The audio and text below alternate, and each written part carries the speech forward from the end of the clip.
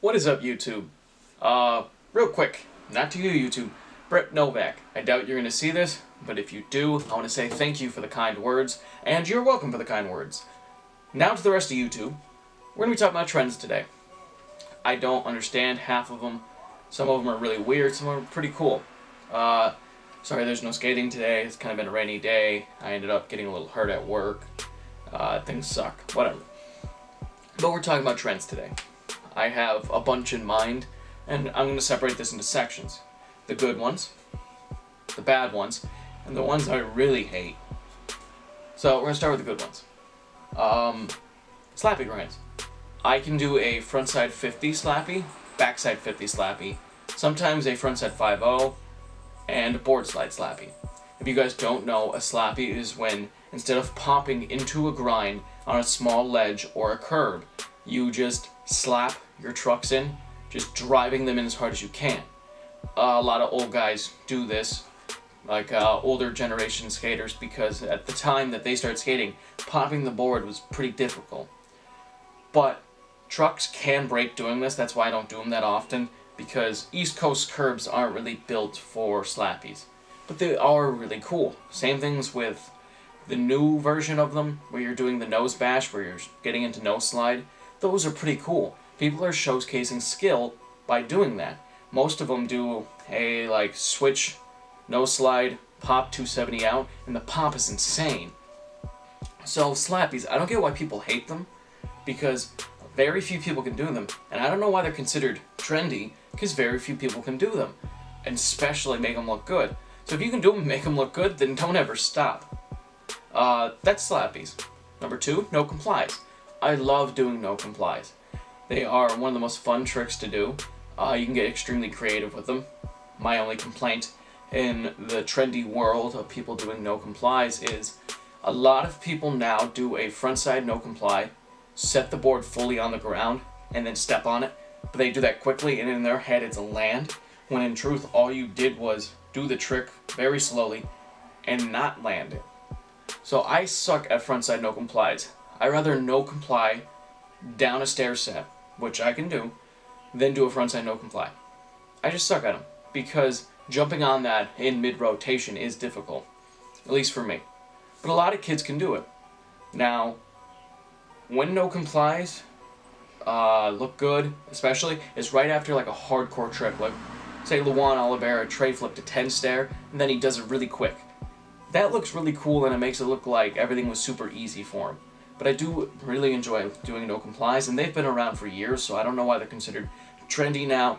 Mostly just, I think, because people keep making them more and more difficult, which to me makes them cooler. Which brings me into number 3.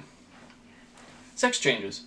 The big reason why people didn't do sex changes when I grew up skating, which truthfully was not that long ago, or when older guys grew up skating, is because you can't tell what a sex change is in a photograph. So a kickflip sex change or a kickflip kind of look the same in a photograph, down anything or over anything. And back then, photographs were everything for magazines. But now with the creation of videos and YouTube and all that stuff, people love doing sex changes. And I have a handful of them I can do. I think they're a lot of fun. They add a lot more difficulty to the trick, making sure that you have to keep the trick specifically lined up. And to see people do some of the crazy ones they do are amazing. So I love sex changes because skateboarding is always going to progress. And as a skater, it is near impossible to invent a new trick. And then when sex changes became trendy, probably 150 people were able to invent new tricks. So that's kind of why it exploded, and because it added a new level of difficulty, so you could beat your friends and skate. We see at Battle of the Barracks now, sex changes are done all of the time. The same thing with rewinds and pivots and 540s and things like that. Stuff that normally never would have been able to do, people are now doing. So sex changes have kind of been accepted now. Probably still not going to do it in a photograph. I mean, you might. But seeing some of them now, sex changes should stay around for a long time, because I'm a huge fan of them and they look really good. So, slappies, no complies, sex changes. Those ones look cool, are cool, feel cool, Personally, I can do all 3 of them, at least a version of 1 of each, and I love doing them, and I'm never going to stop doing them. So if you guys do them, why would you stop doing them? But now we're going to get into 3 of them I don't really understand and don't really like. Alright, we're going to start with the newest and work our way back. Newest one. The one I really don't understand. A board flip.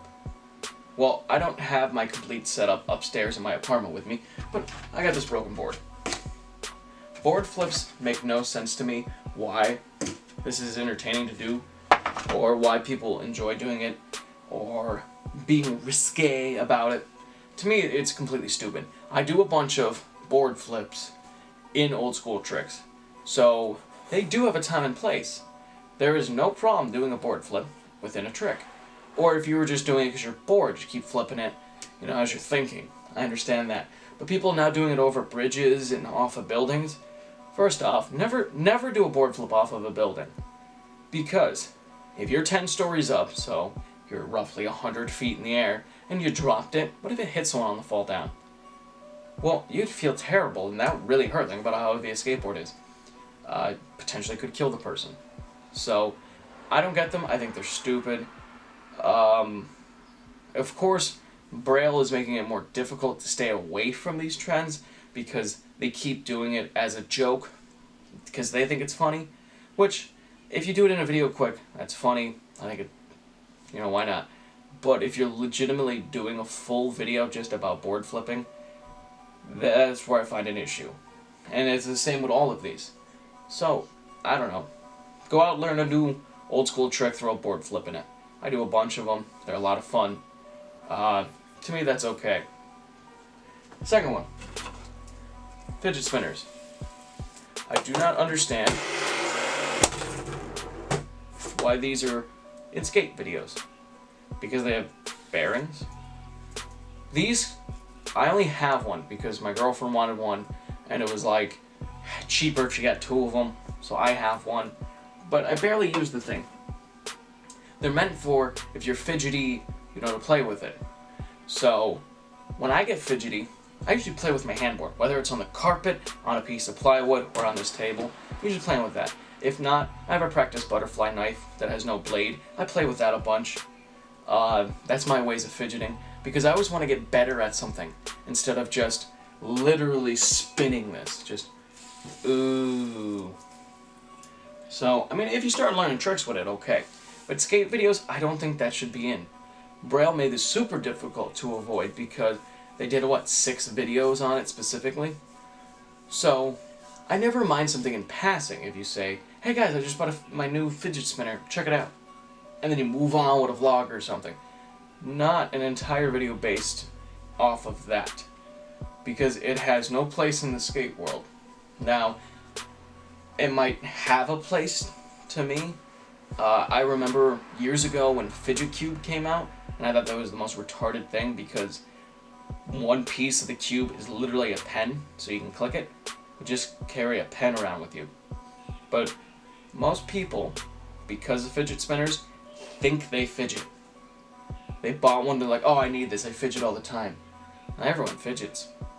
This is meant for people with actual, medically induced fidgeting, like someone who will tear apart their arms or skin, and my girl actually is one of them. But truthfully, do I see her playing with her fidget spinner? No. They're boring. There is no point to them. But we're going to get into now the third one, which is bottle flipping. At the end of the video, I'm going to try to do something. Bottle flipping. I learned how to do it 10 years ago on a cruise ship with my parents, and I was taught by a magician. And that statement goes over people's heads so much. I'm actually dead serious. I was on a cruise ship. They had a magician on the cruise ship, and after a show, he had, I was still in the theater. He'd stop by to talk to me and asked if I want to learn how to bottle flip onto my forehead. So I learned. Now, the only thing that scares me is Gatorade bottles are heavy, and I learned what a normal plastic water bottle, but I just don't have one lying around, surprisingly. So I gotta do it with a Gatorade bottle, and I'm sure it's gonna hurt. I'm sure it's gonna take way more tries than it should. But bottle flipping. I didn't mind when Sam Tabor came out with a bottle flip video, playing a game of bottle. I had no issue with him coming out with that because it was a new creative idea, and him and Ryan Bracken played like a game of skate of it, and people really enjoyed it. And then he did, I think, 2 more like that, then a 4th trick shot. No, 2 more like that, and then probably like 3 more trick shots. But that's when it becomes ridiculous. But he kind of started it in the skate world, so you can give him the respect of it. Now, I'm not going to name this YouTuber, but this YouTuber was someone I used to enjoy not too long ago. And I still am subscribed to them because I don't want to be rude and unsubscribe. But this YouTuber used to be subscribed to me, and then their channel went really far, and they unsubbed to me, stopped talking to me, didn't want anything to do with me, which already I was a little sore. But their fame mostly came from these stupid trends. Instead of staying true to himself, staying true to the person that he is, he'd rather just do the trendy videos and get the bunch of views and subscribers and that. Wow, my channel grows extremely slowly, but I try to stay true to who I am, and like, my channel's all about progression. I want to stay true to progression and just do little ditty videos like this when I have the time. But he has like 8 bottle flipping videos. Him and his friends, bottle flipping, bottle flip 2, bottle flip 3. And they had so many views because people are attracted to trends, and I don't know why. To me, it's silly. Like in skating, when we think of a trendy skater, you're thinking pants cuffed, long socks, white pants, white shirt, maybe a white hat, or a pink hat. But truthfully, only like Dylan Reeder and Austin Gillette dress like that. Very few skaters dress like that. So to call them trendy, I think it's stupid when very few dress like that. Probably the most trendy looking skaters is the ones with the tattoos and who look dirty and grubby. So someone like me. But those 3, board flipping, bottle flipping, and fidget spinners, should never really have came into the skate world. It doesn't make any sense. Bottle flipping's fun to do with your friend, like, hey, check this out, and then he does one. But to take an hour and a half out of your day, film an entire video about it, I don't know. I feel like you could have learned a new trick in that time. But we're gonna get into my absolute most hated one, and then get to that bottle flipping on the forehead. So I totally forgot to press record. Alright, my absolute most hated trend, round 2, is doing the Smith grind or Feeble grind up into a 50-50, or doing a 50-50 down into a Smith Feeble grind. To me, it's stupid. To me, it totally takes away the difficulty of Smiths and Feebles, and it doesn't even look like a good trick. So I'm talking about when someone's on a ledge, they pop into a front 50, and then right at the very end, drop it down to a Smith, and then kind of hump their way out, or get into a front Smith and pop it up into a 50. You're not really doing a combo. Your trucks aren't shifting at all. You're not shifting to your deck like a board or a nose or tail. But to me, this is most retarded, and I see people doing it all the time, and people going insane about it. So lock into a Smith, bring it up to a 50, land a 50-50, and everyone's screaming and cheering, and I don't get it. I don't understand it. I'd rather see you do a frontside Smith grind, like a good one, than that trick, where it's considered, I guess, technically more difficult since you're adding 2 tricks in. But when I see then people like John Hill kind of making fun of that, where he did a video where he did a 50-50 on a flat bar, and he kept just raising the front end, smacking it down as hard as he could, screaming 5-0. Yeah, see, it's not a combo, and that's what his joke was, that these aren't combos. But everyone's doing it now, and I don't get it. It's actually showing lack of skill. So why would you, if you could Smith, bring it to a 50-50? Now, if you want to do a Smith to lip, you want to do a Smith to switch crook, that's cool. That's awesome. But this up to 50-50 or down in from it is stupid to me. Mind-boggling to me. So now we're going to get on with trying to get this on my forehead. We'll see how this goes because this bottle is heavy.